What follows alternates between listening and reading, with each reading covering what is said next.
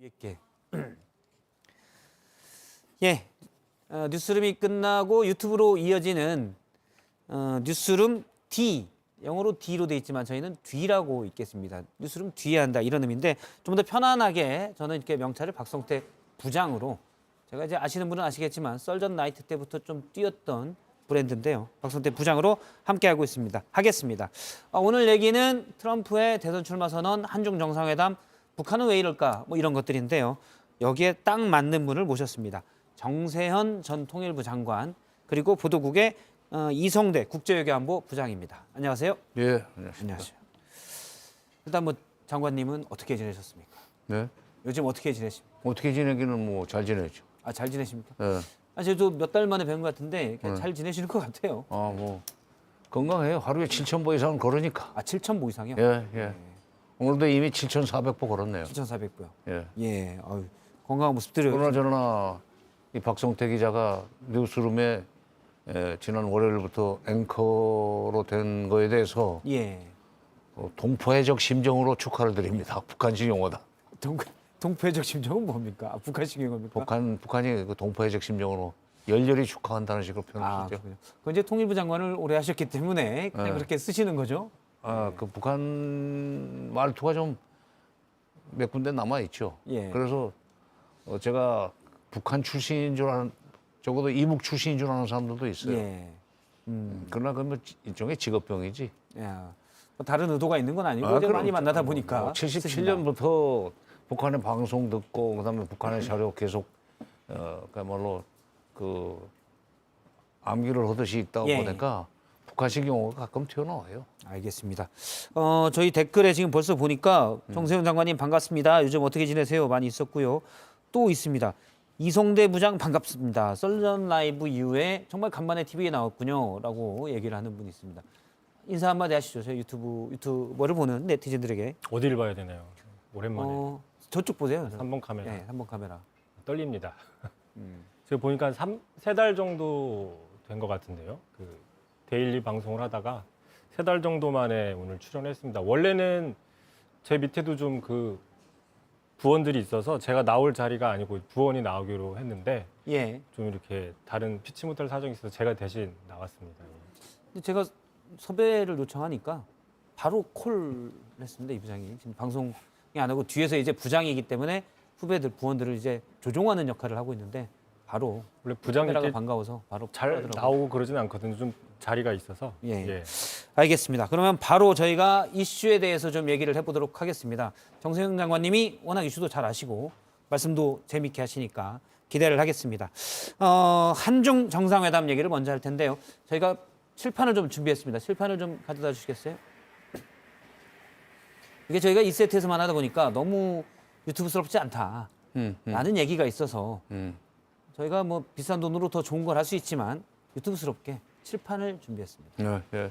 잘했죠? 잘했네. 예, 고맙습니다. 예. 칭찬 받으니까 기분이 좋네요. 예.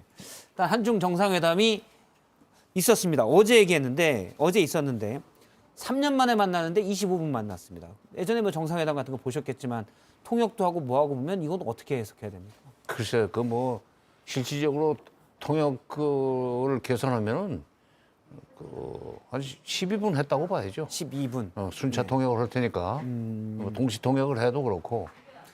그 의미는 어떻게 해석을 해야 될까요? 근데 시간 가지고 의미를 부여하는 것은 좀 그렇고. 예. 실제로 무슨 말을 주고 받았는지를 보고 이제 의미를 따져야 되는데, 우리 윤 대통령은 북핵 문제를 해결하기 위해서 중국이 역할을 해달라고 부탁을 했다고 그러고, 예. 거기에 대해서 시진핑 주석은 남북 관계를 먼저 개선해라. 왜 자꾸 민족 내부 문제, 남북 간의 대화를 통해서 북핵 문제를 풀 생각을 해야지. 예. 일만 생기면 미국한테 가서 부탁하고 또 중국에 와서 부탁하고 뭐 하는 짓이냐. 소위 당사자 해결 원칙이라는 것을 그전에 그전부터 중국은 한반도 문제에 관한 당사자 해결 원칙을 강조해 왔었어요. 이번에도 예전과 그러니까. 이제 같은 입장이라는 말씀이신 건가요? 그렇죠. 중국은 그다음에 모든 문제는 평화적으로 해결해야 된다. 예. 당사자 간에. 그런데 우리는 이제 습관적으로 자꾸 미국의 힘을 빌려서 북한을 압박해 들어가고, 또는 중국의 힘을 빌려서 북한을 설득해 주길 바라고 이렇게 하는 것을 외교로 알고 있는데 솔직한 얘기로 우리가 미국 말을 듣는 것처럼 북한은 중국말을 안 듣습니다. 아, 그래요? 그럼요. 잠시만요. 그 어제 정상회담에서 있었던 얘기를 저희가 또 준비를 했거든요. 예, 예, 저희 PD가 애써 준비했으니까 잠깐 보도록 하겠습니다. 예, 예. 요거는 없어 보이려고 억지로 이렇게 한 건 아닙니다. 예. 예. 이 부분은 이제 이성대 부장이 잠깐 소개를 해주시죠.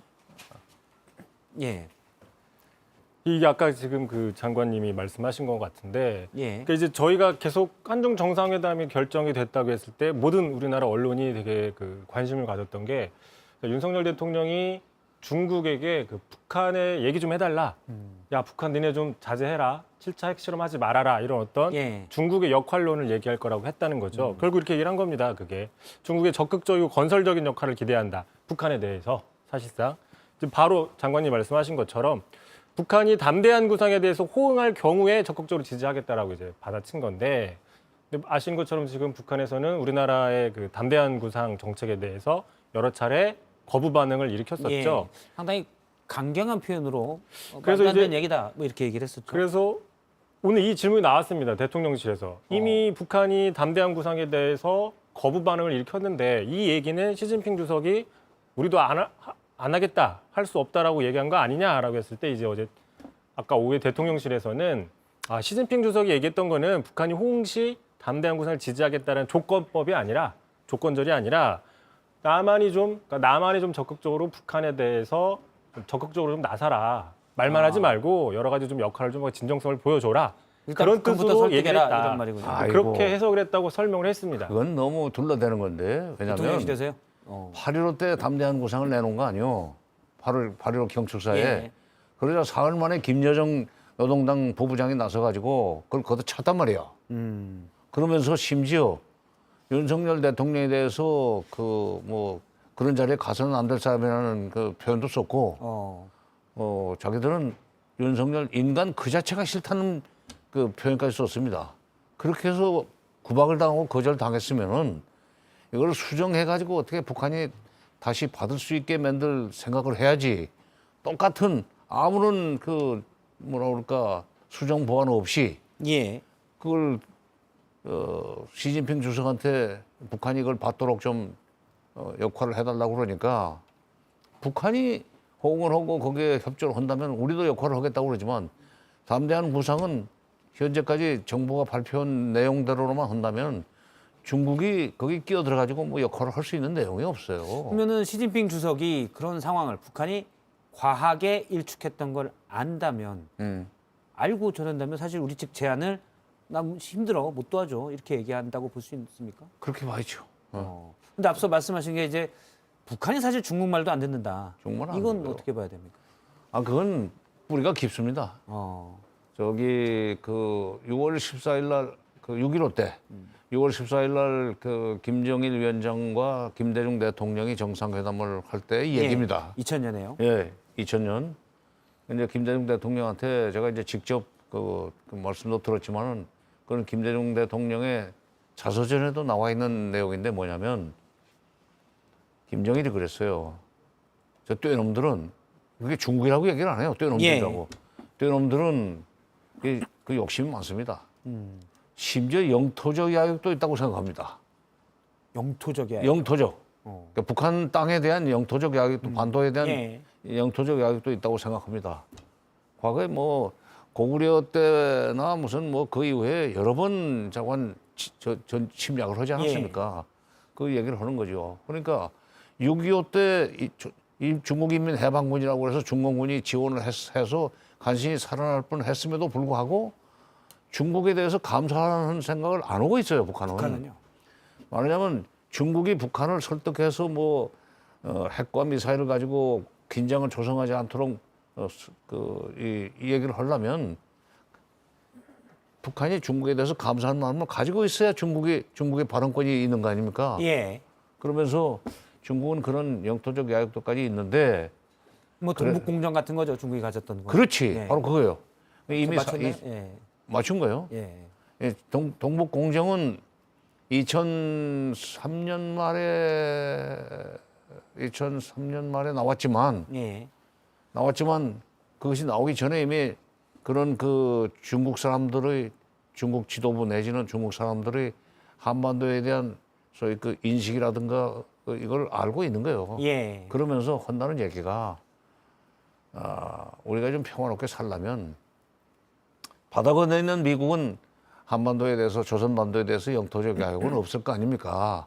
예. 그러니 남과 북이 그들 말로는 북과남이죠. 북과남의 손을 잡고 미국을 이용해서 중국을 견제합시다. 말하자면 중국 외교 전략에 이의제의라는 게 있어요. 오랑캐로서 오랑캐를 제압한다. 그런 정도로 중국을 경계하고 의심하고 있는데 거기다 대고 그런 내용을 모르니까 북한 좀 제발 좀 압박을 가하든지 설득을 하든지 해서 핵실험도 좀 7차 핵실험 하지 않도록 하고 좀 미사일이나 방사포 같은 거 수시로 쏘아야 되지 않도록 좀 해달라고 그러니까 그런 남북관계부터 개선하라고 그런 식으로서 사실상 점잖게 거절한 거예요. 그건 뭐 두 가지 측면에서 볼 수가 있겠네요. 예를 들어서 우리가 이제 한미일이 좀 가까워지니까 한국이 너희는 한일이랑 미국 일본 가까워지는데 내가 왜 북한을 돕냐. 그렇지 바로. 이런 것도 있겠지만 사실은 또 속내는 사실 북한이 내 말도 그렇게 듣지는 않아. 그래서 할 수 있는 게 별로 없어라는 걸 아주 길게 돌려 말한 것 그렇죠. 효과도 있을 수가 있는 거죠. 그러니까 미국의 무슨 한다 하는 뭐 이 정치인이나 싱크탱크에 있는 사람들도 말 전문가라고 하는 사람들도 예. 중국이 그 북한에 대해서 가지고 있는 영향력을 이용해서 핵 문제를 해결할 수 있는데 그들이 움직이지 않기 때문에 지금 안 풀린다 하는 식으로 책임을 중국한테 넘기는데 이번에 미중 정상회담에서도 그런 얘기가 그걸 나왔죠. 했죠. 그건 천만에. 그러니까 미국이 그런 식으로 착각을 하고 대북 정책을 세우기 때문에 지금까지 문제가 진도가 안 나가는 겁니다. 직접 해야 돼요, 직접. 미국이 북한에게요. 그리고 북핵 문제에 관한 한 미국이 아니라 중국은 어떤 입장을 가지고 있냐면 북한이 지금 핵실험을 계속하고 핵을 포기하지 않고 또 미사일까지도 이렇게 ICBM을 개발해서 미국을 위협하려고 그러는 그런 그 소위 배경은 원인은 예. 미국 때문이다. 미국이 군사적으로 북한을 위협하고 압박하고 심지어 정권 붕괴까지 시도한다고 할 가능성이 있다고 보기 때문에 예. 그걸 막기 위해서는 자기들이 자유 수단으로서 핵을 가져야 된다고 좀 그런다. 그게 중국이 볼 때는 예. 합리적이다. 근데 그렇다고 우리는 그걸 또 인정할 수는 없잖아요. 없죠. 우리는 이제 북한의 비핵화가 먼저잖아요. 근데 북한이 안 하고 있고 그럼 어떻게 해야 돼요? 그러니까 비핵화를 할 수밖에 없도록 하는 데는 미국이 움직여야 돼요. 미국이 북한이 핵을 갖지 않고도 안전하게 살 수 있다는 뭐 확신을 줘야 된다. 확신을 갖도록 정책을 바꿔줘야죠. 아니 그 93년에 북핵 문제가 불거졌을 때 제가 이제 그때는 김영삼 정부 시절인데 청와대 통일비서관으로 일을 예. 했습니다. 그때 북핵 문제의 발생 과정과 그것이 해결 과정을 가까이서 최일선에서 그야말로 목격하고 체험을 했는데 북한이 그때 북핵 문제를 가지고 미국한테 협상을 하면서 요구했던 것은 수교해달라. 북미 수교해달라. 수교해달라는 얘기는 그러니까 와싱턴에 북한 대사관이 들어가고 평양에 미국 대사관이 들어오면은 적어도 대사관에 있는 대사관 직원의 가족들 때문에도 함부로 군사적으로 북한은 못 칩니다. 바로 그 체제 안전 보장을 해달라는 거고 또 하나는 53년 7월 27일 날 그 체결된 정전 협정을 그대로 놔두지 말고 예. 그걸 평화협정으로 바꿔달라. 그 얘기는 미국이 군사적으로 북한을 치지 않겠다는 약속을 해달라는 얘기예요. 그 두 가지가 두 가지만 되면은 심지어 어떤 얘기까지 했느냐면은 수교만 해준다면은 남쪽에 주둔하고 있는 주한미군 철수를 요구하지 않겠다. 예. 심지어 통일된 뒤에도 미군은 조선반도에 남아 있으면서 그때가 이제 93년 이후에 북핵위기 당시에 이제 정 장관님이 통일 비서관으로 있을 때 시기면 94, 5년 뭐 이때쯤입니까? 아니요. 그 얘기는 처음에 92년에 92년에 나왔는데 나왔고. 2000년 6.15 정상회담 후에 2000년 10월 그 24일 날 올브라이트 미 국무장관이 평양에 들어갔습니다. 예. 그 25일 날 오전에 이제 그 김정일 위원장과 올브라이트 국무장관이 백화원 초대소에서 회담을 했는데 그때도 김정일 위원장이 예. 미국이 수교만 해주면은 우리는 주한미군 철수를 요구하지 않겠다. 그만큼 그들은 미국이 군사적으로 북한을 치지 않고 정치적으로 압박하지 않는 것을 조건으로 해서 핵 문제를 해결을 용기했는데 그걸 안 들어주고 중국대로 그 문제 해결하라고 하면은 예. 그건 어쨌든 우리가 말이 안 많이 되죠. 중국이 나라도 크고 북한은 바로 위에 있으니까 잘 해결할 걸로 보는데 지금 정 장관님 말씀은 중국은 그럴 능력도 없고 아마 의사도 없다. 아니, 그러니까 라는 걸로 이제 정리가 되죠. 북핵 문제의 원인이 예. 북한 혼자서 그런 일을 저지른 게 아니고 미국이 북한을 압박하기 때문에 그럴 수밖에 없다는 식으로 이해를 하고 있기 때문에 그걸 합리적 우려라고 표현하는 거예요. 그리고 예. 나온 김에 한 가지만 더 보탭시다. 50년대 중반부터 시작된 이른바 중소분쟁 시절에 50년대, 60년대, 70년대까지 중소분쟁 시절에 소련이 중국을 압박하면은 북한을 압박하면은 중국 편에 가서 붙고 예. 중국이 또 북한을 여러 가지 이유로 해서 내 말 좀 들어라 하는 식으로 하면 소련 편에 붙어가지고 중국이 저항하고 이 두 나라를 어떤 점에서는 왔다 갔다 하는 양다리 외교를 했다고 그러지만은 더 쉽게 말하면 가지고 놀았어요. 큰 나라한테 큰 나라 말을 안 듣는 게 그 사람들의 DNA가 돼버렸어요. 소련, 중국이 그렇게 만들었습니다. 예. 그걸 알면은 미국의 저 위정자나 뭐 싱크탱크에 있는 사람들 자꾸 중국의 힘을 빌려서 북핵 문제를 해결하려고 하는 꿈을 꾸지 말라 이거야. 본인들이 나서야 된다라는 아니 우리 정치인들 중에도 그런 사람 많아요. 전문가들 중에도 중국이 좀 적극적으로 착심하고 나서면 될 텐데 안 나선다. 예. 그리고 미국이 한국, 일본을 그 삼각동맹으로 편대를 짜가지고 북한을 압박해 들어가려고 그러고 중국을 압박해 들어가려고 그러니까 중국도 북한을 말하자면 압박을 해가지고 북핵 문제를 예. 풀 생각이 없다 하는 식으로 얘기를 하는 사람들도 있는데 그 부분을 잠깐 보도록 하겠습니다. 윤 대통령이 오늘 보편적 가치 뭐 이런 것들을 지난번에 언급을 했는데 시진핑 중국 국가주석이 이때 뭐 진정한 다자주의를 말했지 않습니까? 이때는 이제 미국과만 너무 손을 잡지 말라 우리나라가 이런 얘기겠죠. 그렇습니다. 쉽게 얘기하면은 이제 우리가 어제 한중 정상회담 할 때 북한 문제도 주요 이슈였지만 예. 지금 이제 그 미중 갈등도 상당히 중요한 이슈지 않습니까? 그래서 지금 저희가 얘기했던 게 뭐냐면 윤석열 대통령이 시 주석한테 보편적 가치에 입각해서 우리는 외교라고 국익을 가져가겠다. 보편적 가치라는 게 한마디로 하면 되게 좋은 얘기지 않습니까? 인권, 뭐 자유, 개방 예. 이런 겁니다. 민주주의. 근데 이게 주로 미국이 즐겨 쓰는 표현이거든요.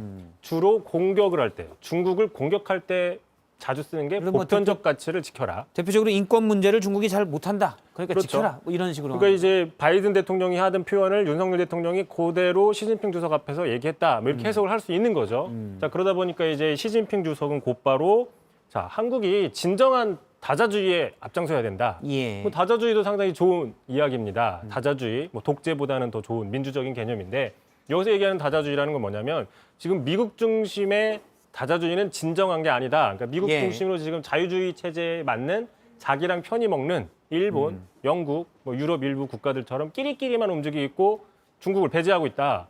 중국을 배제하지 않는 체제가 다른 중국도 포용하는 이런 공정하게 경쟁을 할 수 있는 보편적이고 그 진정한 다자주의로 예. 가야 된다. 그렇게 이제 서로 맞받아친 거죠.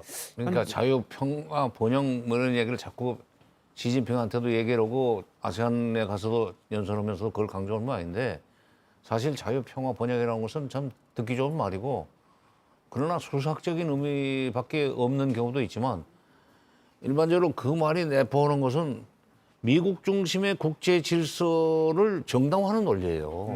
그러니까 지금 중국의 입장에서 볼 때는 미국 중심의 국제 질서가 지금 2차 대전 이후에 동아시아에서 아주 견고하게 유지가 되고 왔었는데 지금 이게 흔들리고 있거든.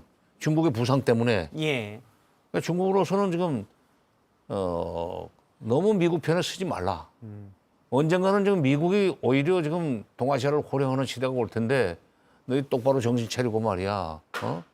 너무 미국 응원단장 같은 역할만 하지 말고 그리고 현실적으로 경제적으로 좀 한중 경제협력 관계가 좋아야만 한국 경제가 계속 발전할 수밖에 예. 없는 거 아니냐. 그런데 왜 완전히 이번에 미국 편에 서가지고 인태 전략이나 설파하고 말이야. 장관님은 제가 짧게 여쭤보면 네. 장관님은 사실 어쨌든 우리나라가 미중사에서 균형을 가져야 된다라는 생각들을 많이 했었고 문정부 때는 약간 그렇게 했지만 지금은 이번에 이른바 프롬펜 선언에서 한미일이 더 공고해진 거잖아요. 그럼 공고해졌죠. 장관님은 이제 미중이 워낙 싸우니까 이게 가장 큰 문제는 미국과 중국이 워낙 싸우고 있으니까 우리로서는 사실 나 얘랑도 친하고 얘랑도 친해 이러기가 좀 애매한 거 아닙니까 지금 문제가? 아니 그래서 우리가 사실은 얘랑 더 친해 이렇게 해야 되는데 그러면서도 예. 그러면서도 중국과의 관계가 악화되지 않도록 뭔가 이 조치를 취해놔야죠. 해야 된다는 왜냐하면 말씀이시죠? 국가의 일반적인 목표가 첫 번째 외교 정책의 목표가 첫 번째는 세큐리티입니다. 안보입니다. 두 번째가 프로스페리티 번영입니다. 그러니까 안보와 경제적 번영 그다음에 세 번째가 이제 오토리티 국격인데 지금 윤석열 정부는 안보와 그 번영을 동시에 추구하는 게 아니고 번영을 추구하려면 중국과의 관계를 원만하게 관리를 해야 되고 또 동남아 국가연합 아세안 예. 국가들과의 관계도 원만하게 발전시켜야 되는데 아세안 국가들이 완전히 인태 전략의 틀 속에 들어와서 중국과 적대 관계로 나가야 된다는 식의 얘기를 했단 말이에요. 인도 태평양 전략을 강조했죠. 그렇죠. 그러니까 안보와 경제 협력 투 트랙으로 가는 그런 좀 열린 자세라고 그럴까 좀 더 멀리 보는 그런 어떤 인식이 필요하다고 생각합니다. 말씀을 종합하면 미국과 안보 면에서 유대를 강화하는 것은 당연하지만 중국이 화내지 않게 관리도 해야 된다라는 걸로 저희가 이제 미국 얘기도 좀 해보도록 하겠습니다. 이거 2부인데 저희가 원래 더 잘할 수 있지만 좀 더 아날로그틱하게 이거 그냥 이거 풀어야 되는군요. 2부에 하는 타이틀을 따로 준비했습니다. 네, 저희 정모 PD가 또 그렇게 뒤집어요? 예, 이렇게 뒤집으면 그런 거 있더라. 트럼프와 디센티스 지금 나오고 있습니다. 요즘 트럼프를 누를 수 있는 공화당 대선 주자다 얘기가 나오는데요. 먼저 트럼프가 미국 대선에 출마하겠다라고 했지만 예전에는 유력 후보였지만 지금은 그렇지 않다. 바로 이 우측에 있는 디센티스 주지사 때문이다 이렇게 하고 있는데 미국 내 분위기는 어떻습니까? 예, 뭐 제가 아시는 분은 아시겠지만 주로 제가 국내 정치 이슈를 많이 다뤘었는데 예. 아무래도 국제 외교안보 부장이 되다 보니까 이제 미국 정치 이슈를 좀 많이 보게 됩니다. 일단 뭐 간단하게, 태평양과 한반도까지는 정치를 다 그렇죠. 알고 있고요. 예. 예. 미국 정치도 재밌습니다. 보시면 제가 잠깐 간단하게 좀 예. 뛰면서 설명을 좀 드리겠습니다.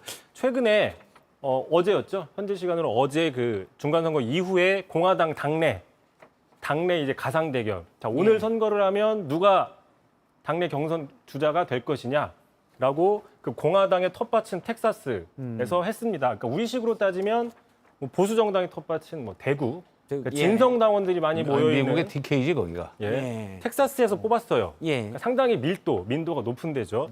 자, 이렇게 그랬는데 이 디센티스 플로리다 지사가 42%, 그다음에 트럼프 전 대통령이 35%.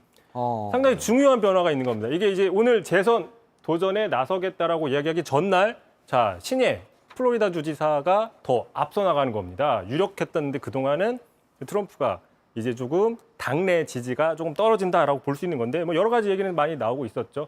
참고로 이거는 오차 범위 플러스 마이너스 이 얘기는 굳이 안 해도 될 것 같아요. 우리나라가 아니기 때문에. 이거는 방송심의위원회 뭐 저쪽에 되지는 않을 것 같습니다. 미국 굳이 얘기를 안 해도 미국에서 출석하라고 하면 뭐 성인 유권자 1,099명을 상대로 했는데 굳이 얘기를 안 해도 될 것 같습니다. 알겠습니다. 자, 중요한 얘기는 뭐냐면 지금 그렇기 때문에 트럼프가 좀 조급하다, 밀리고 있다라고 그래서 오늘 더 주변의 만류에도 불구하고 재선 도전을 선언했다, 뭐 이렇게 볼 수 있는 겁니다. 예. 오늘 그 부분 트럼프 멘트가 있죠. 얘기가 있는데 한번 들어보겠습니다. In order to make America great and glorious again, I am tonight announcing my candidacy for President of the United States. 일단은 과거에는 우리가 이제 트럼프가 지난 대선에서 미국 대선에서 진 다음에 아마 또 나올 거다. 왜? 마땅한 다른 후보가 없다였는데 지금은 마땅한 다른 후보가 일단 공화당의 텃밭에서는 나온 거네요. 장관님 보시기에는 어떻습니까? 트럼프가 될까요? 글쎄. 일시적인 디센티스의 바람일까요? 아니요. 그건 이제 그 트럼프가 지난번에도 여론조사에서는 불리했었는데 예, 실제로 그 저희 그 샤이 트럼프 예. 아니면 뭐 대놓고 트럼프를 지지한다라고 말하기 부끄러워한 사람들이 실제 투표에서는 나왔기 때문에 뭐 앵그리 화이트, 뭐 네. 레드넥 말하자면 민주당의 정책 때문에 직장을 잃고 그 가난하게 살고 있는 백인들이 예, 트럼프를 지지했기 때문에 결과적으로 트럼프가 당선됐다고 분석하지 않았어요? 예. 그럴 수 있는 가능성이 저는 없지 않다고 봅니다. 근데 이번에 미국의 중간선거 결과도 보면 이제 상원에서 사실은 이길 거다 했지만 결과적으로 졌지 않습니까?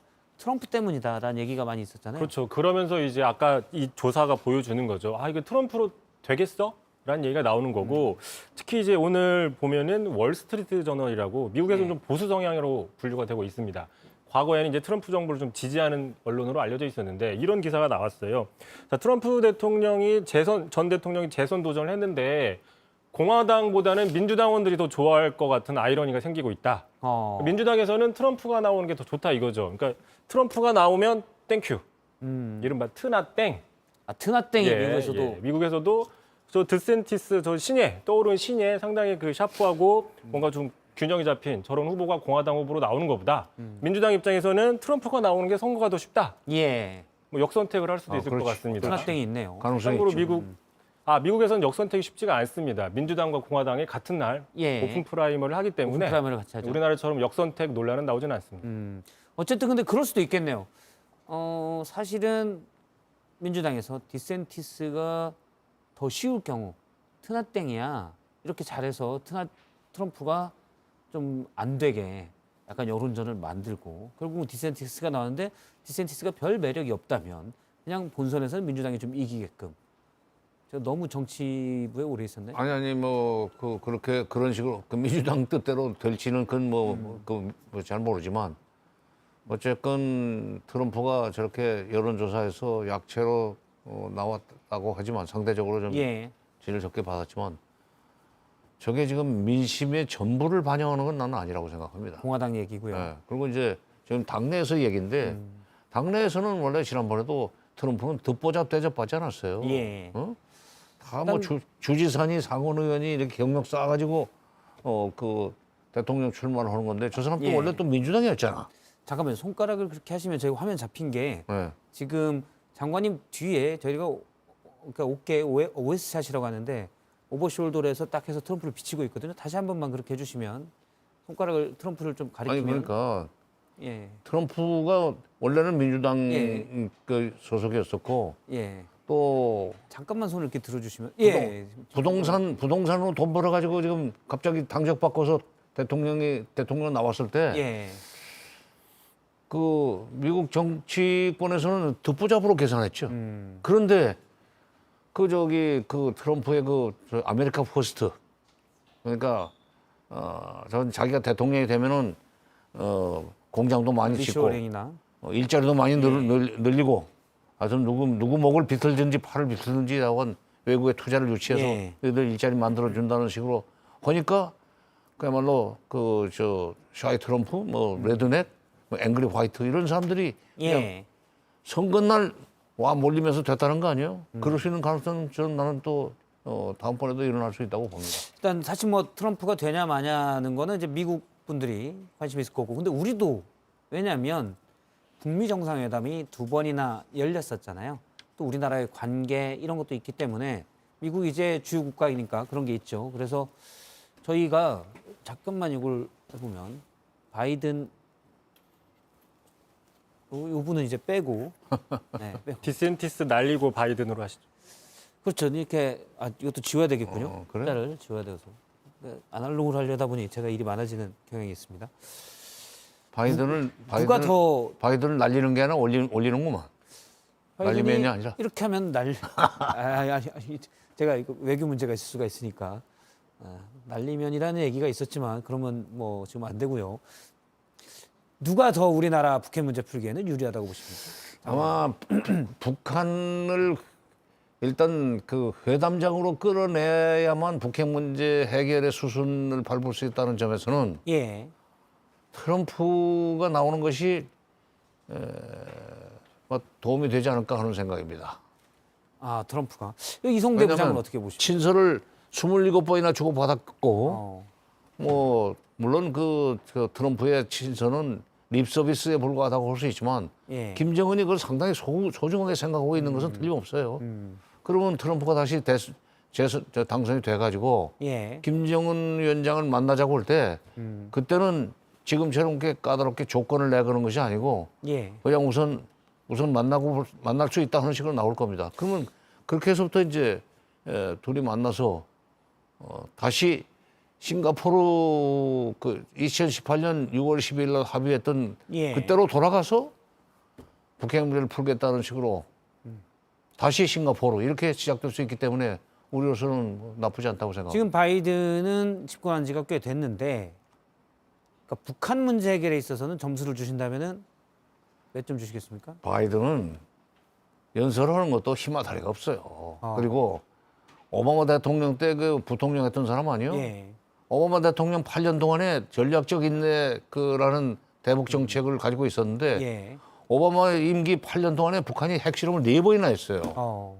물론 그때가 우리 한국 정부는 이명박 정부, 박근혜 정부 시절이고 오바마 정부가 그렇게 게으름을 부려도 거기에 대해서 빨리 문제 좀 해결하자고 독촉을 하지 않았기 때문에 예. 그렇다고 볼 수 있지만 어쨌건 북한이 핵을 자진해서 포기할 때까지 우리가 인내하면서 기다리겠다는 말도 안 되는 그 전략적 인내 시절에 부통령 했단 말이야. 그러니까 전략적 인내는 사실 아무것도 안 하겠다라는 거에 다름 나중에 아닌 말이죠. 미국 사람들도 비겁합니다.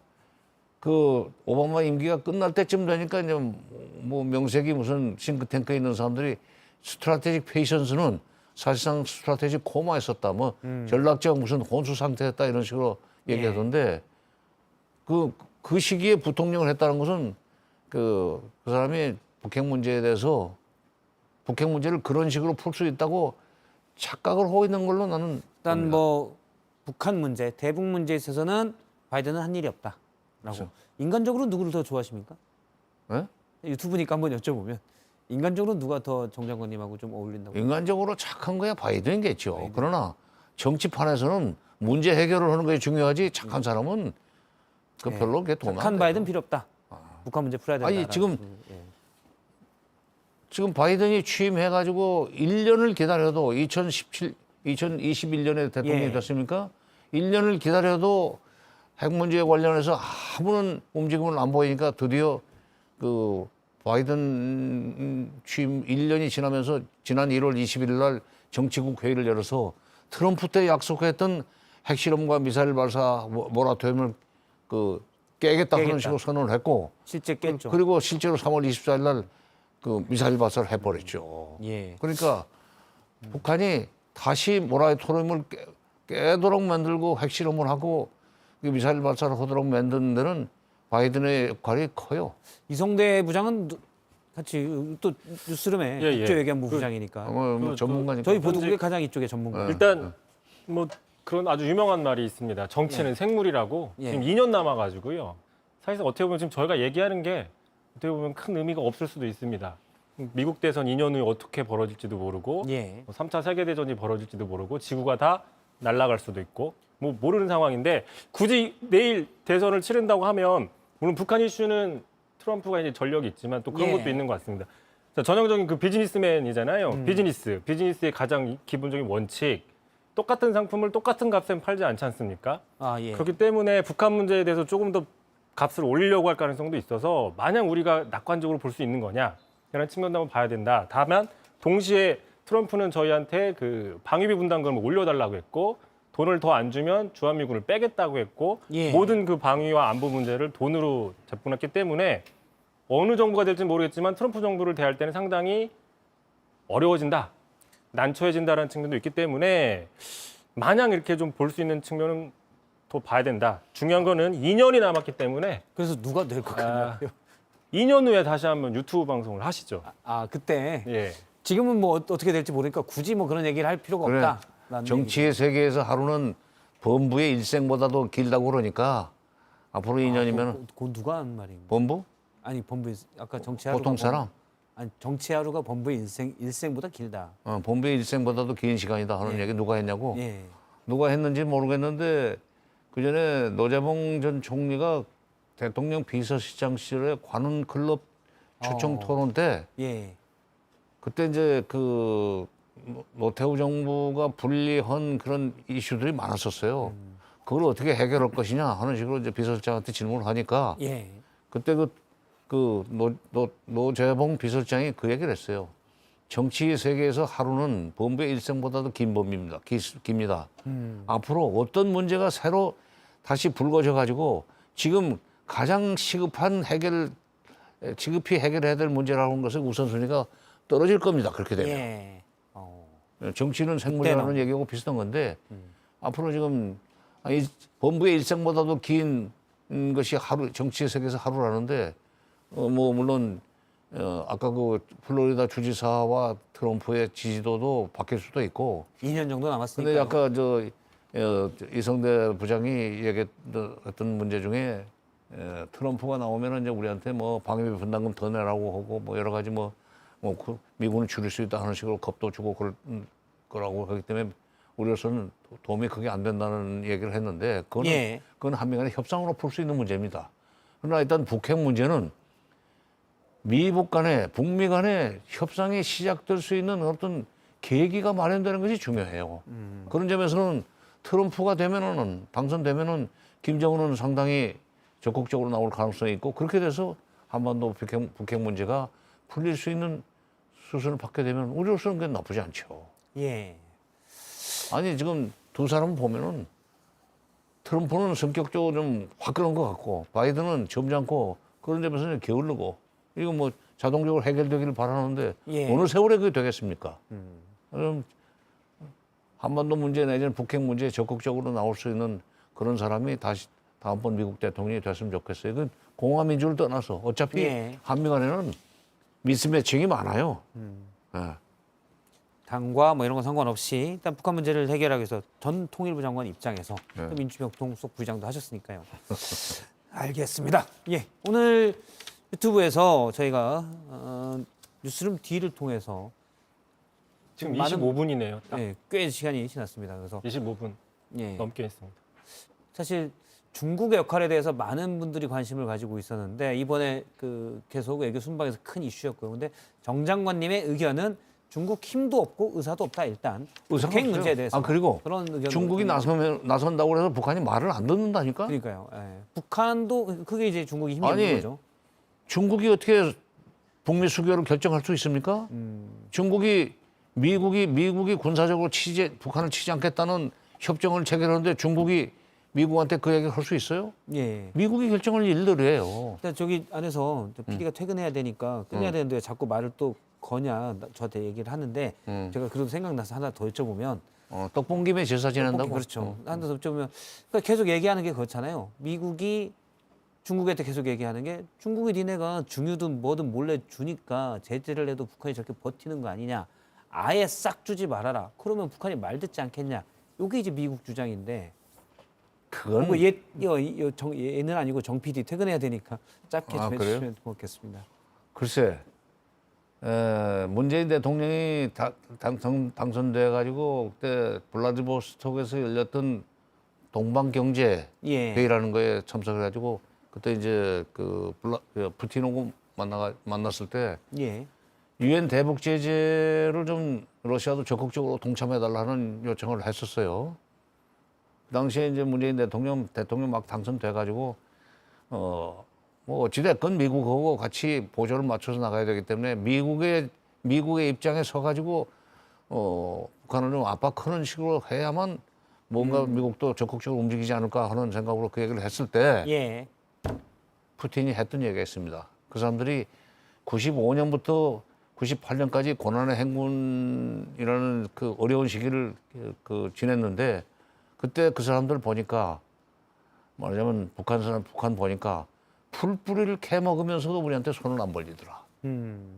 그때 95년부터 98년 공식적으로는 98년이지만 내가 2001년 2월 말에 1월 말에 평양 갔을 때 그때도 아직은 고난 행군이 덜 끝났었어요. 예. 정상회담 봅니다.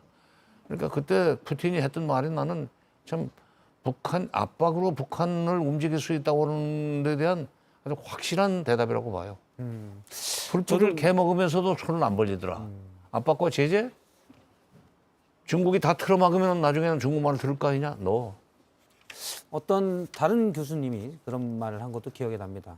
북한이 뭐? 뭐 압박하고 제재해서 식량난이 있지 않냐, 뭐 이렇게 힘들지 않냐. 근데 딱 누가 그러더라고요. 일단 김정은 위원장이 뚱뚱하지 않냐. 아, 예, 아무 상관없다 본인은. 예. 그렇죠. 아 이게 뭐 외모가 좀 그런데 다시 말을 바꾸겠습니다. 이거 유튜브라서 삭제도 안 되고 좀 덩치가 있지 않냐. 이 정도로 하겠습니다. 예. 뚱뚱하다고 보면 어때서 그래요? 제가 예전에 들으니까 좀 기분 나쁘더라고요. 그래요? 예. 그래서 그러면 박성태 지금 부장이 원래는 얼굴이 까만데 화장을 많이 해서 가부키 배우처럼 하얗게 보인다는 얘기 하면 그건 모욕인가? 아니요 그냥 괜찮습니다. 저는 뭐. 별명 이 사람 별명 가부키예요. 아이고 그건 아무도 그렇게 하는데 장관님만 가끔 그렇게 얘기하신 걸로. 아니 예. 화장을 지웠을 때 얼굴 색깔 내가 봤으니까. 아 그때는 경무에 시달린 뒤에 얼굴이 좀 검어졌을 때 간에 문제가 있었습니다. 무슨 간에. 예. 일단 뭐 분장 전후가 다르다는 건 저도 알고 있어요. 저희 가족들도 알고 있고요. 예. 이성대 부장은 비슷하죠. 예. 그 이 부장은 네. 그 여러 가지 체형이 좀 그 미국 사람 백인 같아. 아니 저보고 가부키라고 그러면서 지금 이 부장한테는 아니 저기는 얼굴 색깔이 원색이고 예. 그리고 이 체형도 미국 사람과 얼굴이 갸름하고. 뭐 어떻게 애드립을 받아쳐야 될지 모르겠습니다. 어?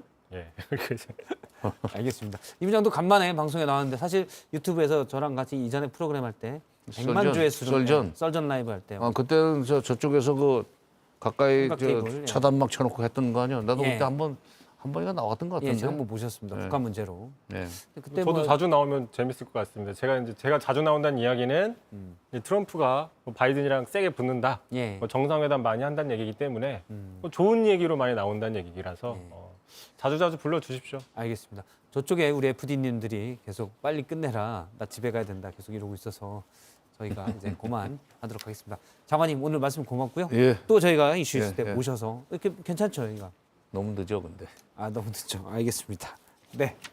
네, 오늘 뉴스룸 D는 여기까지고요. 저희가 금요일에는 뉴스룸 D가 오픈 뉴스룸으로 진행이 됩니다. 오픈 그러니까 뉴스룸을 연다는 거죠. 옛날에 기숙사 오픈하우스 같은 건데요. 방청석 지금 몇 분 됐는데요. 얘기가 됐는데요. 방청객들을 모시고 방청객이 보는 이슈에 대한 얘기들 또 뉴스룸 얘기들도 같이 해보도록 하겠습니다. 오늘 유튜브 끝까지 시청해주신 여러분들 고맙습니다. 고맙습니다. 고맙습니다.